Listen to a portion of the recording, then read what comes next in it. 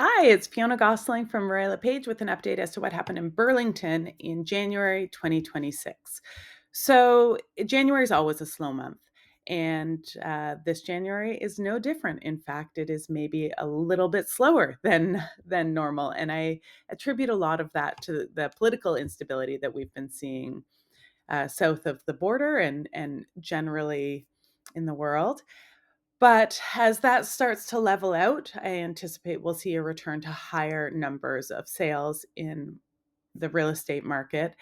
And having said that, is kind of consistent with a lot of Januaries that we've seen. So it is not all bad. Properly priced things are still selling. Um, so when you look at 2026, this is a bar graph looking at the average sale price um, each month and then divided by the number of months. So in January 2026 is not a very valuable marker, whereas the completed previous years are. Um, Interestingly enough, our average and median sale price in January was a little bit higher than we saw in December.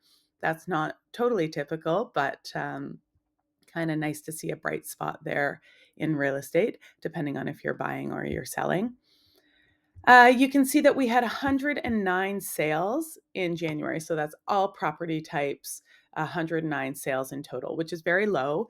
But I mean, it's right on track for what we normally see. In December, we saw 121 sales. And then typically we've been seeing, closer to 200, 250 we would like to see.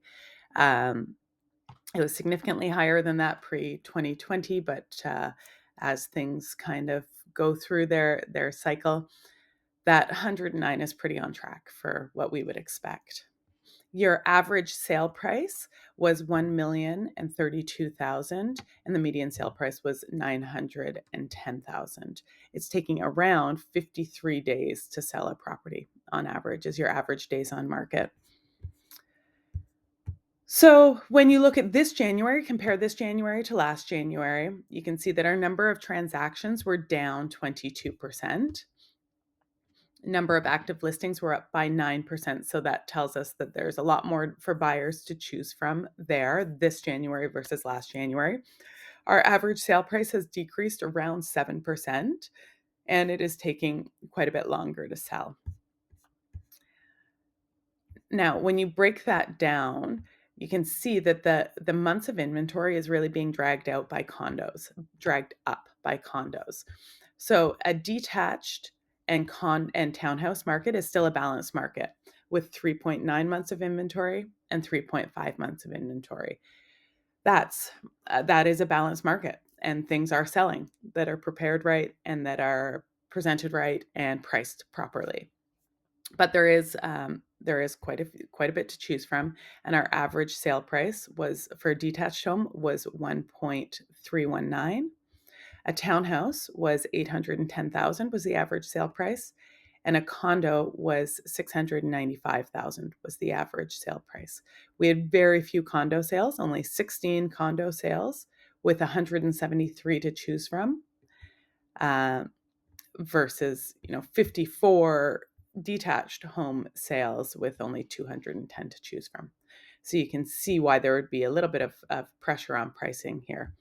What is really important to note right now in this condo space, clear across the GTA, and I'm sure if you're following this or if you've watched this far, you're probably interested in real estate in some way.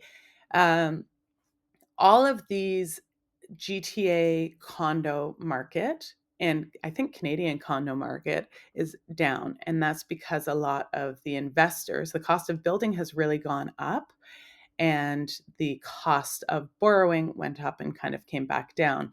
But what we're seeing right now is completions of new build condos that were purchased from developers on spec 3 or 4 years out, and they were purchased in 2022 real estate market and 2022 dollars, and now that they are completed and the owner has to follow through and purchase it, a lot of those people were speculators or investors that were either going to flip the contract or were going to rent it out.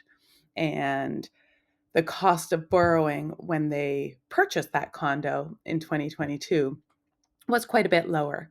So now what we're seeing is those investors weren't able to sell the contract on, and might not be getting as much rent as they'd hoped for. And so are also those, both segments are putting those units back on the market now.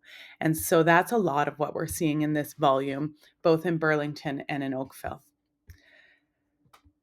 I think it's important to break out those average sale prices and look at the various market segments. So we only had 54 sales of detached homes, and our average sale price of a detached house was up in January versus December, and it was only down a little bit from November. So while these fluctuate every month based on the value of the properties that are being sold, when there's only 54 to average out, that makes this number good to know, but maybe don't put all of your too much stock in it there. Townhouses, we saw a few more townhouses sell in January versus December, but still low.